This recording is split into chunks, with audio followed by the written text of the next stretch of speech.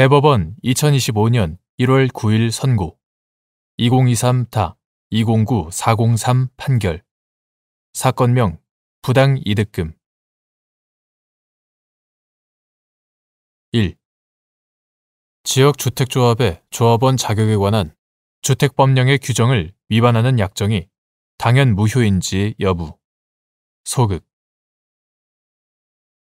조합원 자격 요건을 갖추지 못한 채 조합 가입 계약을 체결하고서 주택조합 설립인가 신청일까지도 조합원 자격 요건을 충족하지 못한 경우 조합 가입 계약이 무효가 되는지 여부 원칙적 소극 및 조합 가입 계약을 체결하였으나 그 당시는 물론 주택조합 설립인가 신청일까지도 조합원 자격 요건을 충족하지 못하여 조합원 지위를 취득하지 못한 경우 주택조합 설립인가 신청일 이후 이행기가 도래하는 분담금을 납부할 의무를 면하는지 여부 적극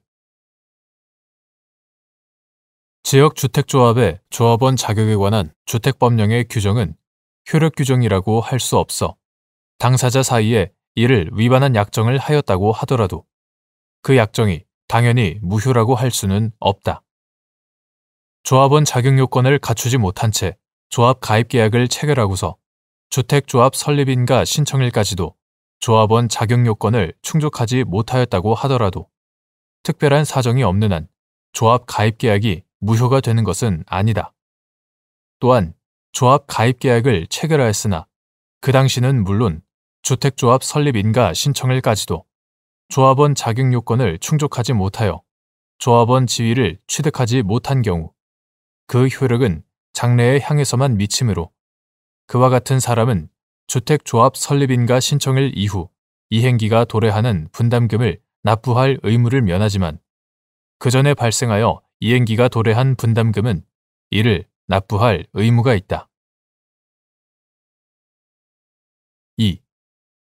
갑이 을 지역주택조합과 조합 가입 계약을 체결하고 계약금 및 분담금을 납부하였는데 갑이 조합 설립인가 신청일까지도 조합원 자격 요건을 갖추지 못하여 조합원 지위를 취득하지 못하였고 이에 갑이 을 조합을 상대로 조합 가입 계약이 무효라는 이유로 기존에 납부한 분담금 중 1차, 2차 계약금 상당의 부당이득 반환을 구한 사안에서 을 조합의 조합 설립인가 신청일 전에 이행기가 도래한 분담금인 1차 계약금에 대해서는 을 조합의 조합 설립인가 신청일 후에도 여전히 갑의 납부 의무가 존재하는 바 갑이 이러한 납부 의무를 이행한 것을 두고 법률상 원인 없는 부당이득으로서 반환의 대상이 된다고 볼 수 없는데도 을 조합의 조합 설립인가 신청일에 그때까지 이행기가 도래하였는지 여부와 관계없이 갑의 조합 가입 계약에 따른 일체의 분담금 납부 의무가 소급적으로 소멸함을 전제로 을 조합의 갑에 대한 부당이득 반환 의무를 인정한 원심 판단에 법리 오해에 잘못이 있다고 한 사례.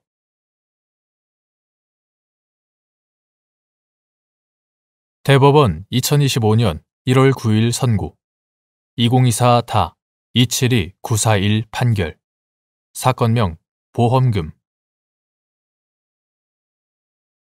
1.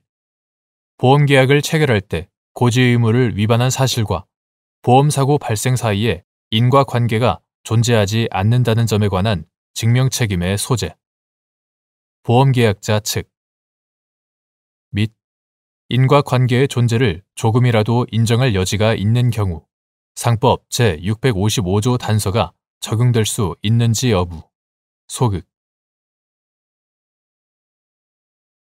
보험계약을 체결할 때 중요한 사항의 고지 의무를 위반한 경우 고지 의무를 위반한 사실이 보험사고 발생에 영향을 미치지 아니하였다는 점, 즉 보험사고의 발생이 보험계약자가 불고지하였거나 부실고지한 사실에 의한 것이 아니라는 점이 증명된 때에는 상법 제655조 단서의 규정에 따라 보험자는 위 불고지 또는 부실고지를 이유로 보험금 지급을 거절할 수 없다. 그러나 위와 같이 고지 의무를 위반한 사실과 보험사고 발생 사이에 인과관계가 존재하지 않는다는 점에 관한 증명 책임은 보험계약자 측에 있으므로 만일 그 인과관계의 존재를 조금이라도 인정할 여지가 있으면 위 단서는 적용되어서는 안 된다. 2. 갑이 을 보험회사와 피보험자를 갑의 약혼자인 병으로 보험 수익자를 갑으로 하는 보험계약을 체결하면서 병이 보험계약 체결 직전 입원 치료를 받은 사실과 보험계약 체결 당일 진료 의뢰서를 발급받은 사실이 있는데도 보험계약 청약서에 계약 전 알릴 의무 중 최근 3개월 이내에 의사로부터 진찰 또는 검사, 건강검진 포함, 진찰 또는 검사를 통하여 의료 행위를 받은 사실이 있습니까? 라는 질문에 대해 아니요 라고 답변하였는데 그 후 병이 만성기 만성골수성 백혈병 진단을 받는 보험사고가 발생하여 갑이 보험금을 청구하자 을 회사가 고지의무 위반을 이유로 보험계약을 해지한다는 통지를 하고 보험금 지급을 거절한 사안에서 재반 사정에 비추어 위 입원 치료 사실 및 진료 의뢰서 발급 사실과 보험사고 발생 사이에 인과관계가 존재한다고 인정할 여지가 있어 갑의 고지의무 위반 사실이 보험사고 발생에 영향을 미치지 아니하였다는 점이 증명되었다고 보기 어려운데도 갑의 보험금 청구에 상법 제655조 단서가 적용된다고 판단하여 을 회사의 보험금 지급 책임을 인정한 원심 판단에 법리 오해 등의 잘못이 있다고 한 사례.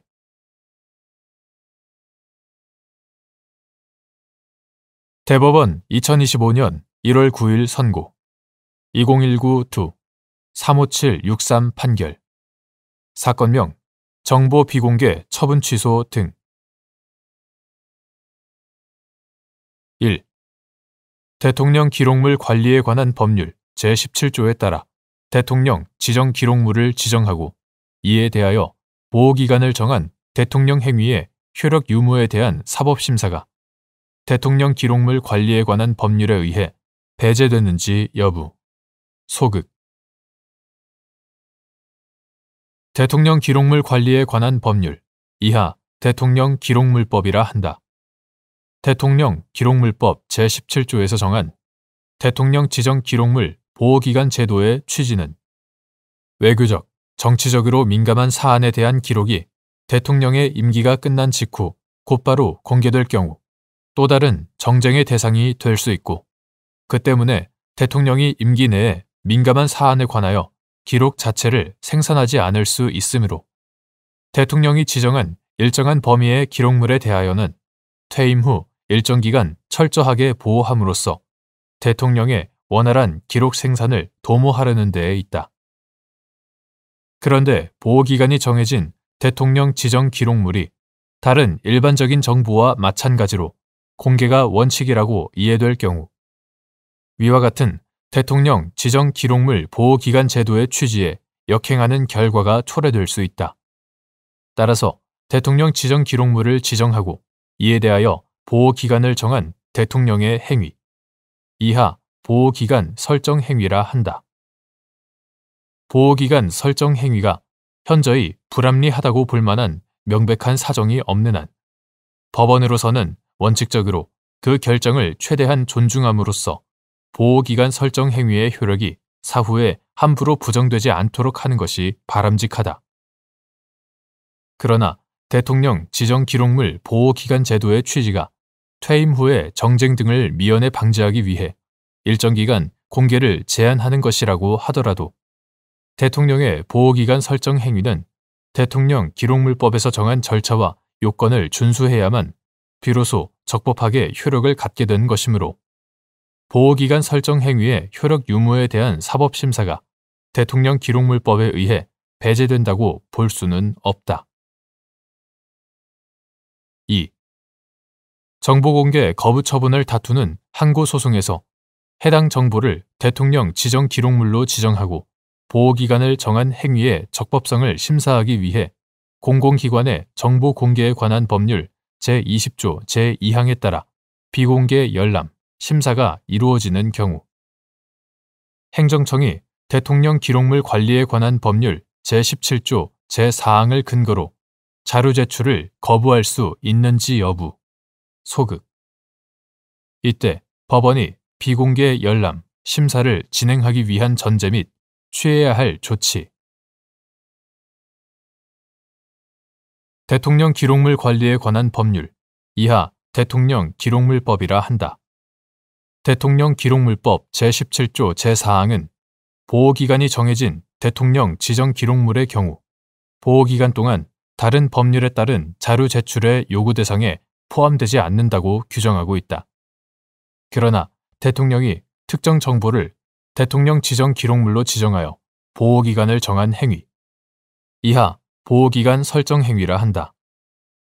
보호기간 설정 행위에 대한 사법심사 과정에서 적법성을 의심할 만한 상당한 이유가 있음에도 행정청이 법원에 대하여 그 정보의 제출을 거부할 수 있다고 한다면 보호기간 설정 행위의 적법성에 관한 실질적인 재판이 이루어질 수 없어 헌법 제27조 제1항이 보장한 국민의 재판 청구권이 침해될 수 있다. 더구나 법원이 공공기관의 정보 공개에 관한 법률, 이하 정보공개법이라 한다. 정보공개법 제20조 제2항에 따라 보호기간이 정해진 대통령 지정 기록물을 비공개로 열람, 심사할 경우 대통령 지정 기록물이 공개됨으로써 초래되는 외교적, 정치적 혼란을 피할 수 있으므로 법원의 심사 과정에서 공익에 대한 위해가 발생한다고 보기도 어렵다. 따라서 정보공개 거부 처분을 다투는 항고소송에서 해당 정보를 대통령 지정 기록물로 지정하고 보호기간을 정한 행위의 적법성을 심사하기 위해 정보공개법 제20조 제2항에 따라 비공개 열람, 심사가 이루어지는 경우에는 행정청이 대통령 기록물법 제17조 제4항을 근거로 자료 제출을 거부할 수 없다고 해석하는 것이 헌법을 최고 법규로 하는 통일적인 법질서의 형성을 위한 합헌적 법률 해석의 원칙에 부합한다. 다만 보호기간 중에 있는 대통령 지정 기록물의 열람 및 제출을 엄격히 제한하는 대통령 기록물법 제17조 제4항의 취지를 고려할 때 법원으로서는 우선 피고로 하여금 다툼의 대상이 되는 정보의 유형, 해당 정보를 대통령 지정 기록물로 보아 보호기간을 정한 절차 및 실질적인 이유, 이를 공개하지 않는 사유, 동종의 정보에 대하여 보호기간을 정한 사례의 유무 등의 간접 사실에 의하여 해당 정보에 적법하게 보호기간이 정해졌는지를 증명하도록 하여야 한다. 법원은 피고가 제출한 간접 사실만으로 증명이 충분하지 않아 보호기간을 정한 행위의 적법성을 의심할 만한 상당한 이유가 있는 때에 비로소 정보공개법 제20조 제2항에 따라 피고로 하여금 다툼의 대상이 된 정보를 제출하도록 하여 비공개 열람, 심사를 진행할 수 있다.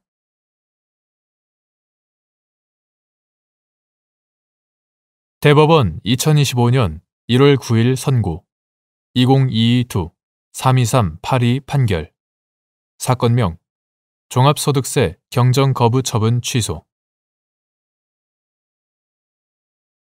법규 명령이 법률의 위임 범위를 벗어났는지 판단하는 방법.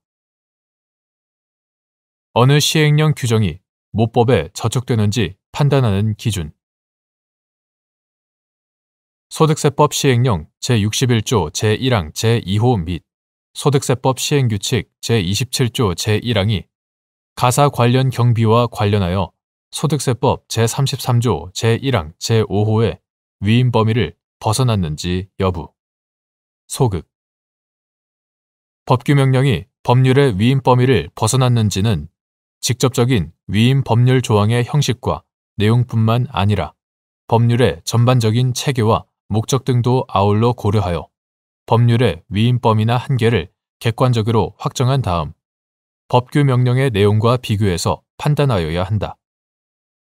법규 명령의 내용이 위와 같이 확정된 법률의 위임 범위 내에 있다고 인정되거나 법률이 예정하고 있는 바를 구체적으로 명확하게 한 것으로 인정되면 법규 명령은 무효로 되지 않는다. 어느 시행령 규정이 모법에 저촉되는지가 명백하지 않은 경우에는 모법과 시행령의 다른 규정들과 그 입법 취지, 연혁 등을 종합적으로 살펴 모법에 합치된다는 해석도 가능한 경우라면 그 규정을 모법 위반으로 무효라고 선언해서는 안 된다. 소득세법 제33조 제1항 제5호는 거주자가 해당 과세 기간에 지급하였거나 지급할 금액 중 대통령령으로 정하는 가사의 경비와 이에 관련되는 경비, 이하 가사 관련 경비라 한다. 가사 관련 경비를 사업소득 금액을 계산할 때 필요경비에 산입하지 아니한다고 규정하고 있다. 그 위임에 따른 소득세법 시행령 제61조 제1항은 대통령령으로 정하는 가사의 경비와 이에 관련되는 경비란 다음 각호의 어느 하나에 해당하는 것을 말한다고 규정하면서 제2호로 사업용 자산의 합계액이 부채의 합계액에 미달하는 경우에 그 미달하는 금액 이하 초과 인출금이라 한다. 초과 인출금에 상당하는 부채의 지급 이자로서 기획재정부령이 정하는 바에 따라 계산한 금액을 들고 있다.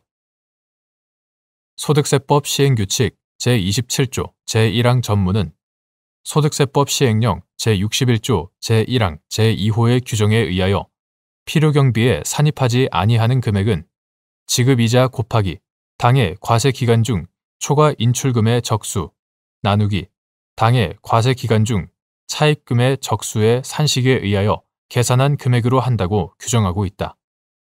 이러한 법령의 체계와 내용을 앞서 본 법리에 비추어 보면 소득세법 시행령 제61조 제1항 제2호 및 소득세법 시행규칙 제27조 제1항이 가사 관련 경비와 관련하여 소득세법 제33조 제1항 제5호의 위임 범위를 벗어났다고 할 수 없다.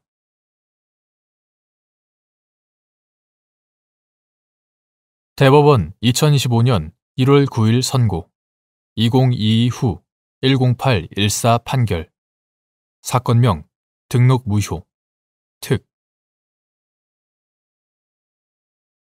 1.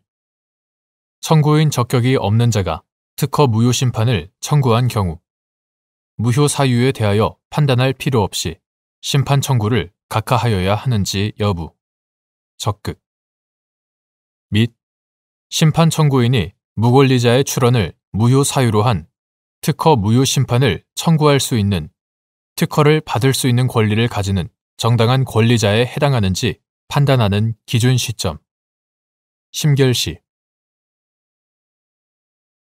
발명을 한 사람 또는 그 승계인은 특허법에서 정하는 바에 따라 특허를 받을 수 있는 권리를 가진다. 특허법 제33조 제1항 본문 이러한 정당한 권리자 아닌 사람 이하 무권리자라 한다. 무권리자가 한 특허 출원에 대하여 특허권의 설정 등록이 이루어지면 특허 무효 사유에 해당한다. 특허법 제133조 제1항 제2호 본문 특허법 제133조 제1항 전문은 이해관계인 제2호 본문의 경우에는 특허를 받을 수 있는 권리를 가진 자만 해당한다. 이해관계인 또는 심사관은 특허가 다음 각호의 어느 하나에 해당하는 경우에는 무효 심판을 청구할 수 있다라고 규정하고 있으므로 특허를 받을 수 있는 권리를 가지는 정당한 권리자 또는 심사관만이 무권리자의 출원을 무효 사유로 한 특허 무효 심판의 청구인 적격이 있다. 청구인 적격이 없는 자가 제기한 특허의 무효 심판 청구는 부적법하므로 무효 사유에 대하여 판단할 필요 없이 심판 청구를 각하하여야 한다. 심판 청구인이 무권리자의 출원을 무효 사유로 한 특허 무효 심판을 청구할 수 있는 특허를 받을 수 있는 권리를 가지는 정당한 권리자에 해당하는지는 심결 당시를 기준으로 판단하여야 한다. 2. 발명자인 갑이 명칭을 정풍량 제어 방법으로 하는 특허 발명에 관하여 을이 무권리자로서 특허 출원을 하여 특허권 설정 등록이 맞춰졌다는 이유로 등록 무효 심판을 청구한 사안에서 위 특허 발명에 관한 특허를 받을 수 있는 권리는 갑과 병 주식회사의 묵시적 합의에 따라 병 회사의 직원인 을에게 적법하게 이전되어 갑은 심결 당시 위 특허 발명에 관한 특허를 받을 수 있는 권리를 가지는 정당한 권리자가 아니므로 청구인 적격이 없는 갑이 제기한 심판 청구를 각하하여야 한다고 한 사례.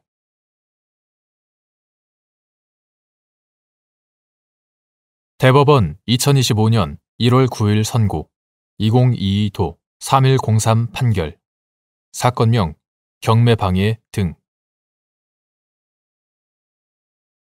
1. 경매방해죄의 성립 요건으로 결과의 불공정이 현실적으로 나타난 것을 요하는지 여부. 소극. 경매방해죄에서 경매의 공정을 해하는 행위의 의미 및 이에 해당하는지를 판단하기 위한 법원의 심리 방법. 경매방해죄는 위계 또는 위력, 기타의 방법으로 경매의 공정을 해하는 경우에 성립하는 추상적 위헌범으로서 결과의 불공정이 현실적으로 나타난 것을 요하지 아니한다.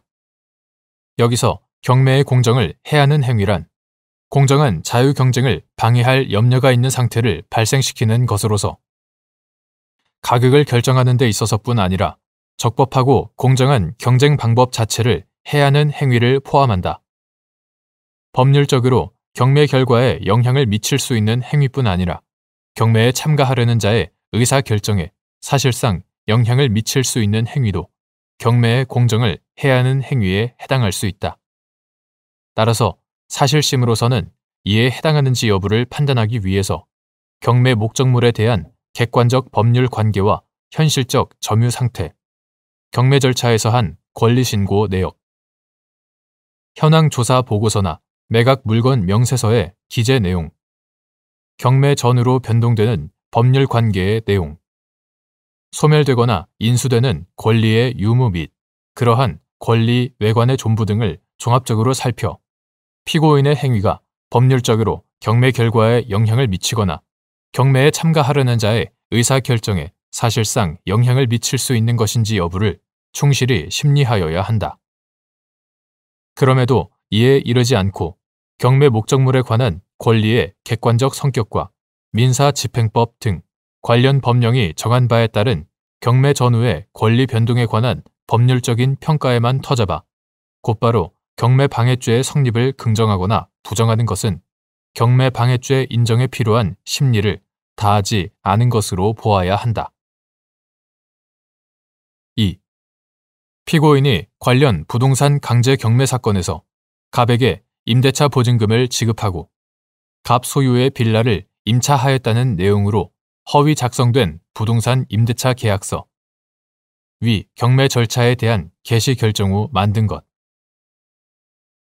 임대차 계약서를 첨부한 권리신고 및 배당 요구 신청서를 법원에 제출함으로써 허위의 임대차 계약서를 작성하여 대항력 있는 주택 임차인인 것처럼 경매 법원에 신고하여 위계로서 경매의 공정을 해하였다는 공소사실로 기소된 사안에서 피고인이 신고한 임차권은 대항력 또는 우선 변제권을 행사할 수 없는 것이라는 이유만으로 경매방해죄가 성립하지 않는다고 본 원심 판단에 법리 오해 및 심리미진에 잘못이 있다고 한 사례.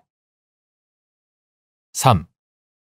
피고인이 관련 부동산 강제 경매 사건에서 갑에게 임대차 보증금을 지급하고 갑 소유의 빌라를 임차하였다는 내용으로 허위의 부동산 임대차 계약서, 위 경매 절차에 대한 개시 결정 후 만든 것, 허위의 부동산 임대차 계약서를 작성한 다음 허위 임대차 보증 채권을 가지고 있다는 취지의 권리신고 및 배당 요구 신청서를 제출하는 방법으로 법원을 기망하여 배당금을 편취하려다가 경매 신청이 기각되는 바람에 뜻을 이루지 못하였다는 사기미수의 공소사실로 기소된 사안에서 첫 경매 개시 결정 등기 전까지 대항 요건과 확정일자를 모두 갖추어야만 우선 변제권이 인정된다는 전제에서 공소사실을 무죄로 판단한 원심 판결에 법리 오해 및 심리미진에 잘못이 있다고 한 사례.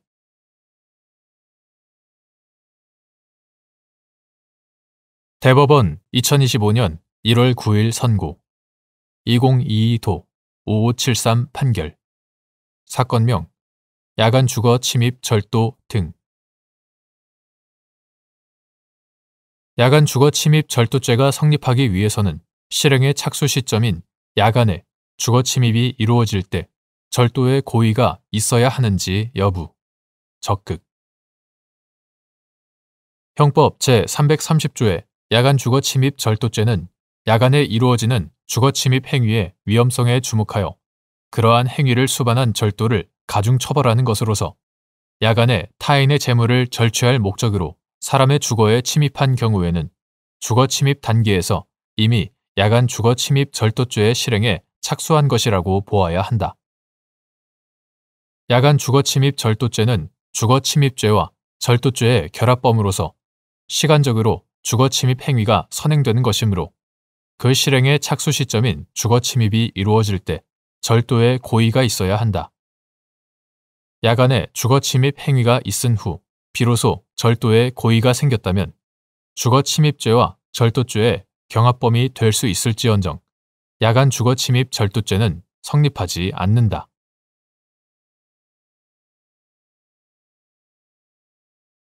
대법원 2025년 1월 9일 선고 2023도 11912 판결 사건명 특수협박 등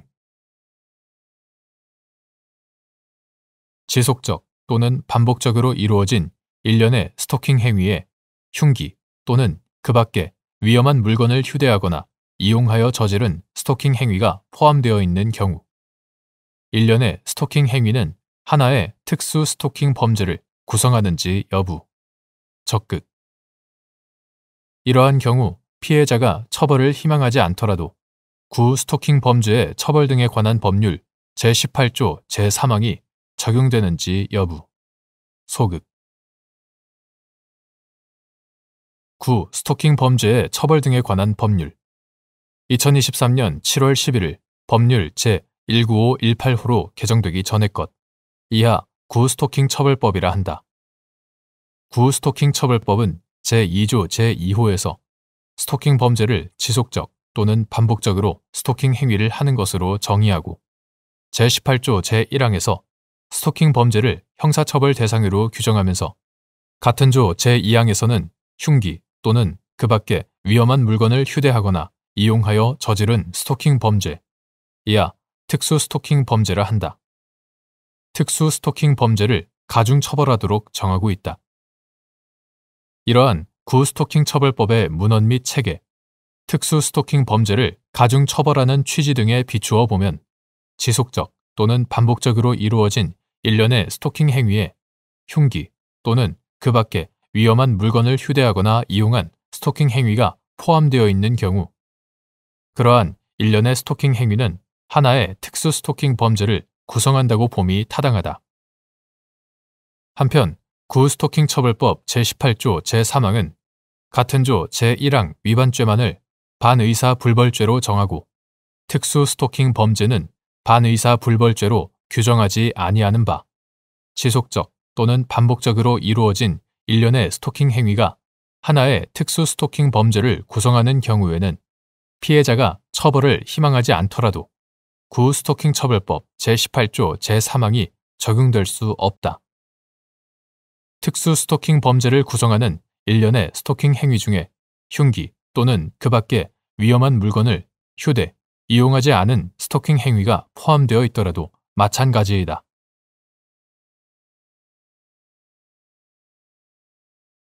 대법원 2025년 1월 9일 선고 2024도 12689 판결 사건명 마약류 관리에 관한 법률 위반 향정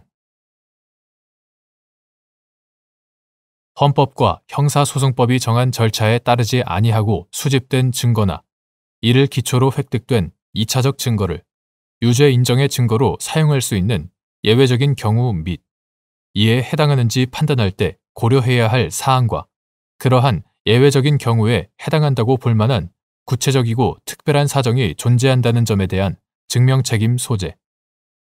검사 수사기관이 위법하게 수집한 1차적 증거가 수사 개시의 단서가 되었거나 사실상 유일한 증거 내지 핵심 증거이고 위법의 정도 역시 상당할 뿐더러 피고인이 수사기관에서 1차적 증거를 제시받거나 1차적 증거의 내용을 전제로 신문받은 바가 있는 경우 2차적 증거인 피고인의 법정 진술을 유죄의 증거로 사용할 수 있는지 여부, 원칙적 소극 및 이때 피고인의 법정 진술을 유죄의 증거로 사용할 수 있는 예외적인 경우와 그러한 특별한 사정이 존재한다는 점에 대한 증명책임 소재. 검사 헌법과 형사소송법이 정한 절차에 따르지 아니하고 수집된 증거는 물론 이를 기초로 하여 획득한 2차적 증거 역시 유죄 인정의 증거로 삼을 수 없는 것이 원칙이다.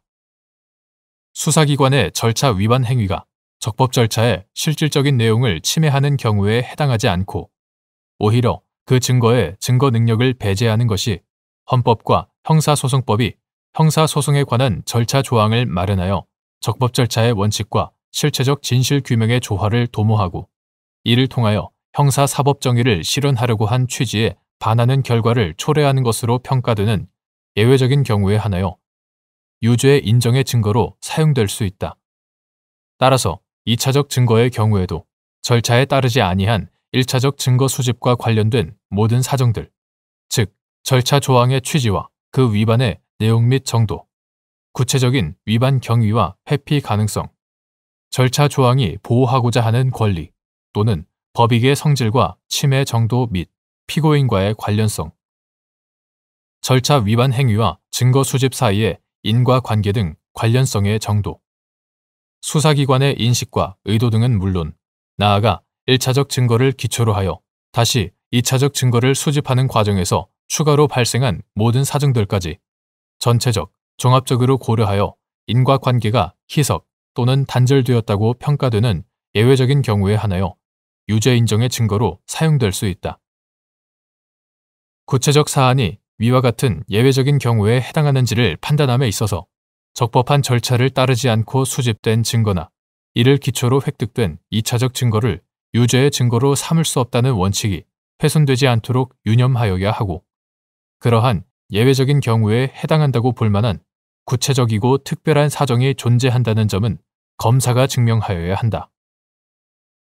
나아가 이러한 법리는 2차적 증거가 피고인의 법정 진술인 경우에도 그대로 적용된다. 따라서 2차적 증거인 피고인의 법정 진술을 유죄 인정의 증거로 사용할 수 있는지 역시 위와 같은 법리에 의하여 판단하여야 하는데 특히 수사기관이 위법하게 수집한 1차적 증거가 수사 개시의 단서가 되었거나 사실상 유일한 증거 내지 핵심 증거이고 위법의 정도 역시 상당할 뿐더러 피고인이 수사기관에서 1차적 증거를 제시받거나 1차적 증거의 내용을 전제로 신문받은 바가 있다면 특별한 사정이 없는 이상 법정 진술도 1차적 증거를 직접 제시받고 한 것과 다름없거나 적어도 1차적 증거의 존재를 전제로 한 것으로 볼 수 있으므로 이는 절차 위반 행위와의 인과관계의 희석 또는 단절을 인정하기 어려운 정황에 속한다. 이러한 경우더라도 피고인의 법정 진술이 다른 독립된 증거에서 기인하는 등 1차적 증거와 무관하게 이루어졌다고 평가된다면 인과관계의 희석 또는 단절을 인정할 수 있으나 그러한 특별한 사정이 존재한다는 점은 검사가 증명하여야 한다.